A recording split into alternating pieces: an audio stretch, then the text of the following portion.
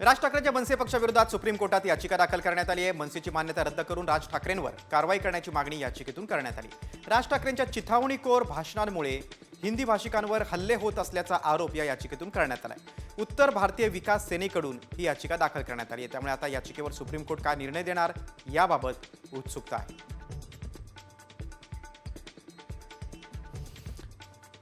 पक्षाची मान्यता रद्द करावी अशी मागणी करणारी याचिका सर्वोच्च न्यायालयात दाखल करण्यात आली।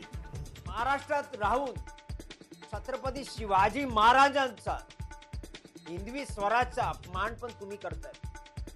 मराठा आरक्षणाला तुमचा सपोर्ट नाही। राजसाहेब ठाकरे आपण केवळ उत्तर भारतीय नव्हे मराठी लोकांचा पण विरोधक आहे। आम्ही तुमचा विरोध करतो, निंद करतो आणि सुप्रीम कोर्ट मध्ये तुमच्या विरुद्धचा आदेश आणणारच आहे।